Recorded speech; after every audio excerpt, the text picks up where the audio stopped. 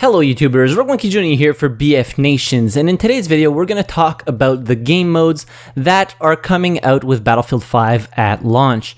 Now, despite previous misunderstandings, Grand Operation is very much coming out at the launch of Battlefield 5 and not at a later date.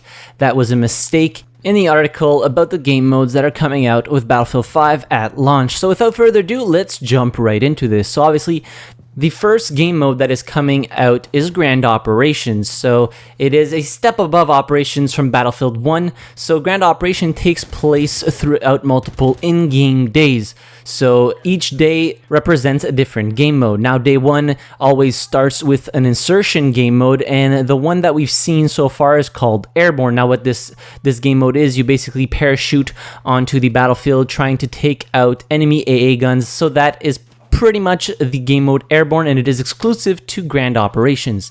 The next day is something like Breakthrough, which is what right now Operations is in Battlefield 1, multiple sectors in which the attacking team needs to push the defending team back in order to win that day.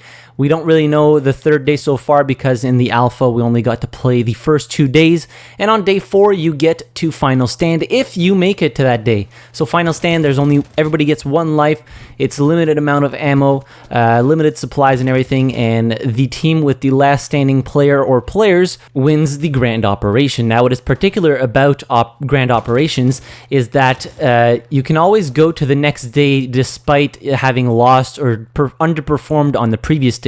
What will happen is you will spawn with less reinforcements, less ammo, and less supplies in general on the following day. It is also to note that Grand Operations is a very big part of the Tides of War live service and will progress with different Grand Operations the more that the game or the lifespan of the game progresses.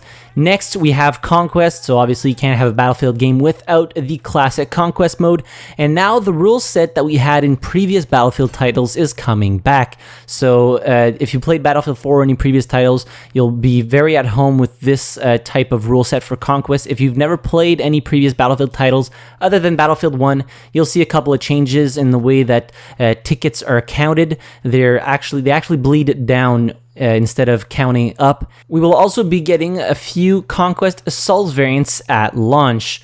Next, we have Breakthrough. I spoke about that just a little bit earlier. This is pretty much Operations in Battlefield 1, multiple sectors throughout the map. The attacking team needs to push the defending team in order to win.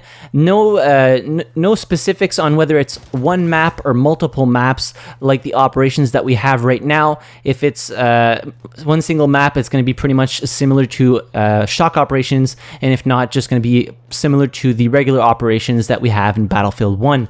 Next, we see the return of Frontlines, which was a fan favorite of Battlefield 1 when it was added to the game.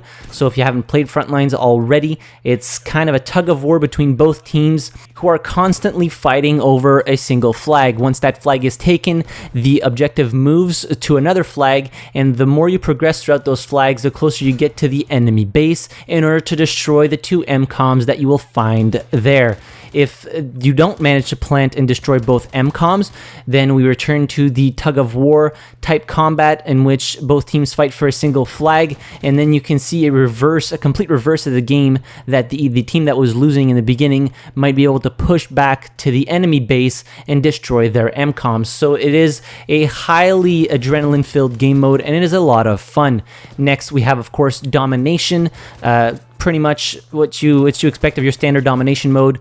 A few flags, a very close quarter combat, infantry focused, and last but not least, we have Team Deathmatch, which is a must in a Battlefield title.